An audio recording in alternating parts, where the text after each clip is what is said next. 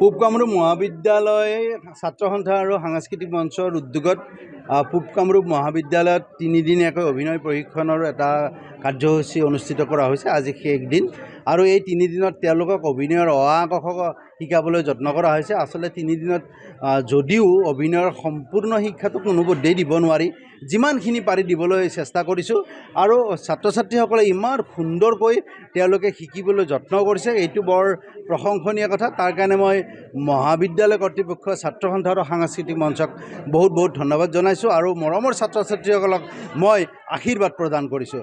আৰু এই ছাত্ৰ ছাত্ৰীসকলক লৈ পেলাই মই অহা কাইলৈ বাইহাটা চাৰিআলি বিভিন্ন স্থানত এখন বাতৰনাট কৰিবলৈ বিচাৰিছোঁ আৰু এই বাতৰনাটখনৰ জৰিয়তে অপসংস্কৃতি, অন্ধবিশ্বাসৰ বিৰুদ্ধে আমি প্ৰতিবাদ কৰিব বিচাৰিছোঁ। আমাৰ এই সাংস্কৃতিক প্ৰতিবাদ আৰু শিশুসকলক যে শিক্ষা প্ৰদান কৰিবহে লাগে, তেওঁলোকক যে মানে ইনকামৰ উৎস বা ইনকাম চ'ৰ্চ হিচাপে ব্যৱহাৰ কৰিব নালাগে, সেই কথাটো আমি প্ৰতিস্থাপিত কৰিবলৈ যত্ন কৰিছোঁ। যোৱা 25টা বছৰে মই সংগীত গ্ৰুপ অফ ক্ৰিয়েশ্যনৰ জৰিয়তে এই যে প্ৰচেষ্টা অব্যাহত ৰাখিছোঁ আৰু এইবাৰ বাইহাটা চাৰিআলিটো কৰিবলৈ পাই মই যথেষ্ট সুখী।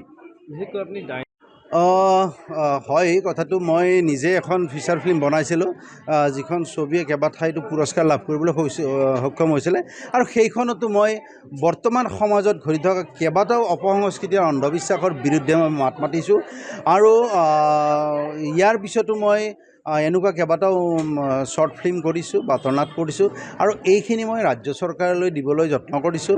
মই ড্ৰাগছৰ বিৰুদ্ধে মই দ্য চাইলেণ্ট কিলাৰ বুলি এখন ৱেব ছিৰিজ কৰিছোঁ আৰু এইখন ৱেব ছিৰিজৰ জৰিয়তেও মই ড্ৰাগছৰ ভয়াৱহতাৰ সজাগ কৰিবলৈ সৰ্বসাধাৰণ ৰাইজক যত্ন কৰিছোঁ আৰু এই ক্ষেত্ৰত মাননীয় মুখ্যমন্ত্ৰী মহোদয়ে যি পদক্ষেপ গ্ৰহণ কৰিছে ড্ৰাগছৰ বিৰুদ্ধে, সেয়া অতি প্ৰশংসনীয়। মই নিজে লাভৱান হোৱাটো মই কোনোপধ্যেই ভবা নাই, মই ভাবিছোঁ সমাজৰ উন্নতি হওক।